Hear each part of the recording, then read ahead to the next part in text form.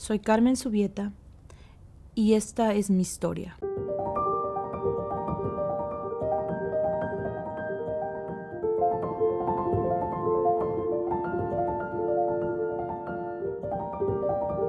Cuando quedé embarazada con mi primer hijo, despertó en mí el impulso de protección hacia mi persona y hacia mi hijo, y es algo que al pasar de los años se ha extendido también para los indefensos. Vengo de un rancho en donde no había autos, televisión o electricidad. Soy hija de campesinos, analfabetas. Mi padre solo estudió hasta el tercer año de primaria, pero es un hombre muy inteligente.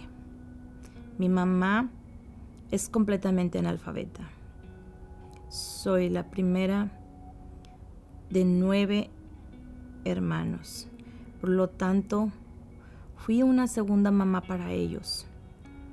Salí de mi pueblo o de mi rancho por primera vez a los 12 años y hasta entonces vi autos por primera vez y la televisión también. Estaba muy sorprendida de lo que vi. A esa edad me fui a trabajar a un pueblo que quedaba como a 8 horas de mi casa. Me dedicaba a limpiar casas como trabajadora de servicio y en las noches estudiaba mi secundaria. Vivía en donde trabajaba. Vivía en un ambiente de violencia doméstica, de abuso sexual, psicológico y verbal. A los 16 años me vine para los Estados Unidos y quedé embarazada. Me fue muy difícil trabajar con Toddy y mi hijo, por lo que me regresé a México. De regreso conocí a mi esposo.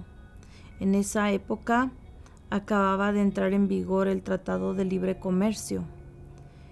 Entonces la agricultura ya no tenía valor. Por eso ya nadie se dedicaba a la agricultura y todos venían en busca de trabajos a los Estados Unidos. Entonces nosotros nos venimos también para acá. En el 2001 hubo un encuentro con las autoridades, exclusivamente con la policía. Y en aquel tiempo, en este condado estaba el programa de comunidades seguras. Y en ese tiempo, pues, era muy difícil. No era como que alguien lo sacaba tan fácilmente. Comunidades seguras existía en una alianza con la policía y migración. O sea que las personas que eran arrestadas eran transferidas, tomaban su información y eran transferidas inmediatamente a migración. Aquí empezó nuestro pleito con migración. Procesaron a mi esposo por migración y yo le prometí que iba a luchar por él hasta el último respiro que él diera en este país. Cuando todo parecía que no se podía, lo saqué bajo fianza. Peleamos con abogados, en cortes, juicios, y le negaron todas las apelaciones. Yo solo estaba comprando el tiempo, mientras arreglaba mi residencia y esperanzados en el cambio de las leyes migratorias, también porque tenía 2 hijos ciudadanos. En este proceso me embaracé de mi tercer hijo y a mi hija la diagnosticaron diabética mientras mi esposo estaba entre citas de migración. Fueron momentos de mucho estrés y muy difíciles para mí. Recuerdo que el juez me dijo ¿por qué no se van para México todos? Yo le dije que mis hijos eran ciudadanos y que tenían el derecho de vivir en este país. Además, con la condición médica que mi hija tenía, yo no me la podía llevar, pues el tipo de diabetes que tiene es dependiente de la insulina. Me enteré durante el proceso que una persona que conocía en México, que tenía hijos diabéticos también, así como mi hija, y uno de ellos había muerto. Tenía esto presente en mi mente y mi hija era ciudadana americana y no calificaba para ningún tipo de beneficios o de ayuda en México, aunque yo fuese mexicana. Yo no estaba dispuesta a exponer a mis hijos y a quitarles su derecho de vivir en este país. En ese momento decidí quedarme aquí y luchar por ellos, con todo. El abogado me dijo que yo era una persona que más podía ayudar en el juicio de mi esposo. Y yo era indocumentada. Me arriesgué. En el 2013, después de su diagnóstico, mi hija cayó en una depresión severa. Estaba a punto de perder a su padre por las leyes injustas y tuvo un intento de suicidio. Era un cúmulo de situaciones que explotaron y se quedó internada en el hospital. Estaba bien presionada con todo esto para ese entonces. Ya me había metido yo dentro de una organización como activista. Ya conocía mis derechos. Estaba explorando todas las opciones legales que tenía para luchar por mi esposo. Esa organización, así como la iglesia, me ayudaron haciendo en el activismo. Mandaron cartas y llegué a juntar hasta alrededor de 500 cartas y faxes. También ingresé solicitudes de residencia y yo acababa de recibir mi tarjeta de residencia. Luego, el 18 de febrero, dieron de alta a mi hija del hospital. Al día siguiente, el 19 de febrero, mi esposo se presentó a su cita de migración en San Antonio. Sorpresivamente, y a pesar de que estaba cumpliendo con todo lo que le pedían, ese mismo día lo detuvieron y lo deportaron. Ese día que lo detuvieron, todavía peleé el caso, pero no sabíamos en dónde lo tenían para poder encontrarlo y hacer presión con algunas otras organizaciones. Pero resulta que ya lo habían llevado a México, lo deportaron. Ya no pude hacer nada. Cuando supe que lo habían deportado, no supe cómo reaccionar. Yo solo dije que aunque perdiera a mi esposo, yo a mis hijos les iba a regresar a su padre, porque ellos tenían el derecho de tener un padre y no iba a permitir que un sistema desgraciado, maldito, les arrebatara la figura paterna a mis hijos. A las 12 de la madrugada me habló de la frontera en México y me dijo que lo habían deportado, que cuidara de mis hijos. Yo le dije, no me importa cuánto, pero te prometo que voy a luchar por ti hasta que yo deje de respirar. si tú así lo decides y luchas conmigo.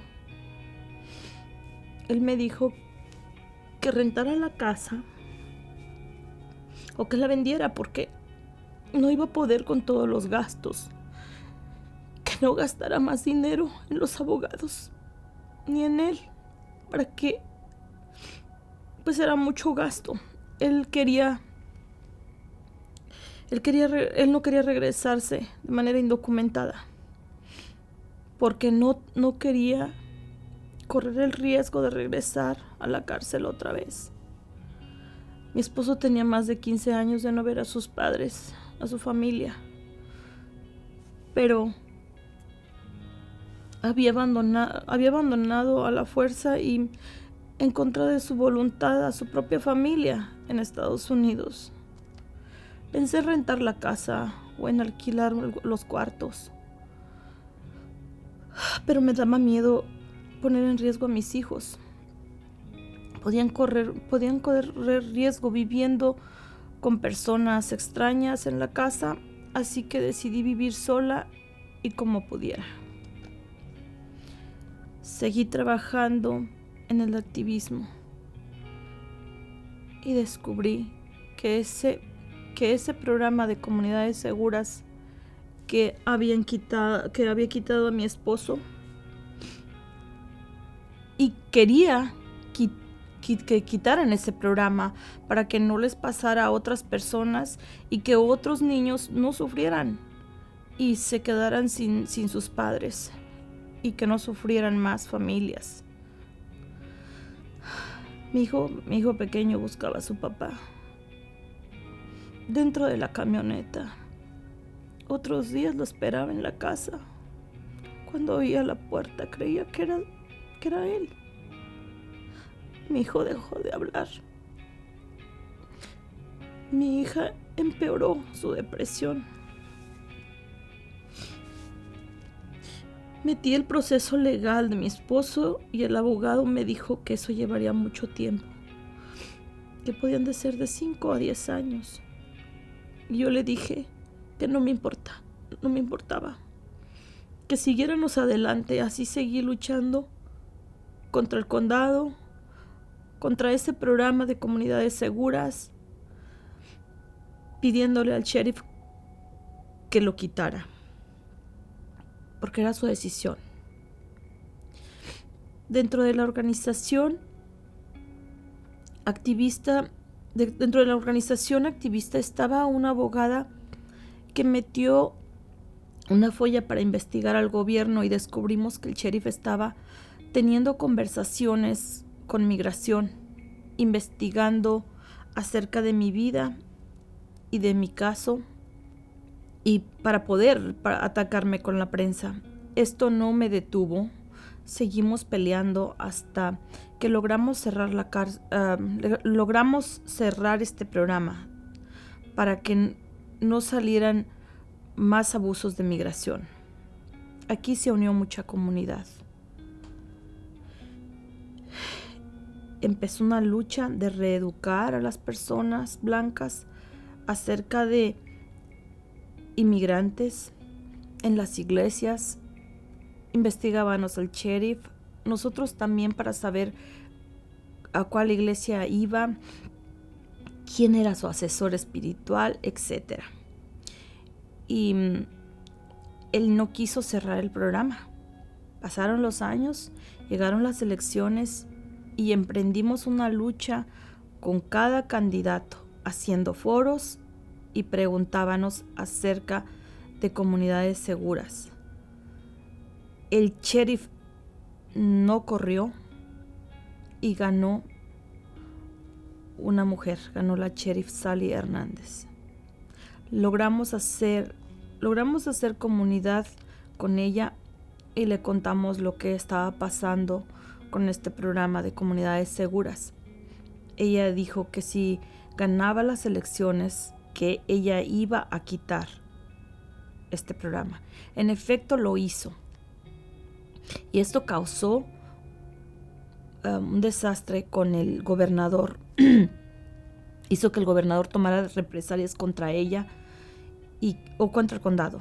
y que quitara fondos de ayuda. Visitamos varios legisladores y le expusimos mi caso y el caso que era el caso de la comunidad, porque mi caso era el espejo de muchas familias que, a diferencia de mí, se sentían intimidadas e impotentes y se quedaban calladas. Me fui a DC, a la oficina del senador Ted Cruz, fue una de las que visité. Lamentablemente es latino. Y él representa a nuestro estado, que no se merece. Fui también con el senador con el representante de los republicanos, que se llama John Boehner. Y así se pasaron 2 años, 2 años y mi esposo en México. Metimos la primera solicitud para la residencia de él y la rechazaron. Decidí continuar, me rechazaban. Yo dije, si me meto un caso, me lo rechazan, abriría otro. No me daba por vencida. Seguí con el caso y decidimos presentar todos los documentos del caso, presentarlos al Departamento de Estado para la petición de perdones. Conseguimos que le dieran sus perdones luego de más de 4 años de lucha. Luego venía lo más interesante. Era volver a presentarnos en las oficinas de migración para la entrevista. En esto se pasaron 4 años de mi vida. Era mi trabajo, mis hijos y el activismo. No había espacio para nada más. Cada 3 meses íbamos a la frontera a ver a mi esposo. Nos cruzábamos para verlos en Laredo. Él tenía que tomar un autobús donde tenía que pasar 12 horas para poder ver un ratito a sus hijos en la frontera. Finalmente se le otorgó la cita que estábamos esperando. Se la dieron cuando quisieron dársela. Estábamos en manos de una sola persona, que fue la que decidió el futuro de mis hijos y de nuestra familia. El 13 de diciembre, mi esposo salió de la oficina de inmigración. Él estaba aturdido, confundido. Y yo ya me tenía que ir porque mi avión ya era hora de su salida. Y él no salía. Yo no sabía nada de él porque no dejaban entrar a nadie. Y él no salía, yo no sabía qué pasaba, y al final él sale y me dijo con una cara de espanto y pálido, y me dice que mis papeles llegarán por correo, pero no sabía, yo le pregunté, no entendía qué estaba pasando. Por el puro estrés, el papel decía que en esos 15 días sus documentos estarían en camino. Como eran 15 días, no sabía, a pesar de la Navidad, junto con la Navidad, y esta vez era diferente.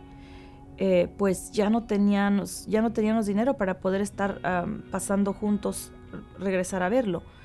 Y estábamos esperando que esta fuera la última Navidad que pasaríamos solos. Pero como siempre, los milagros están presentes. Entonces empecé a seguir la ruta de los documentos de migración, a seguirlos y a seguirlos. Mi cumpleaños es el 22 de diciembre. Ese día, él recibió los documentos. Apenas los recibió, buscó un autobús para venirse. El 23 de diciembre, a la 1 de la tarde justo, para celebrar la Navidad del 2017, juntos otra vez. Una vez más, nuestra familia junta. Le prometí a él que lucharía hasta el último respiro que diera en esta vida. Y hoy mi voz se convierte en la voz de otros. Mi experiencia es para ayudar a otros. Mi compromiso es el mismo.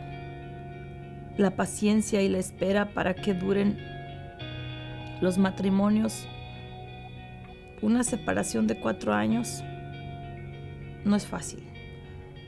Alrededor de $30,000 es lo que me costó el caso, con abogados y todo. ¿Qué conseguí durante todo este tiempo?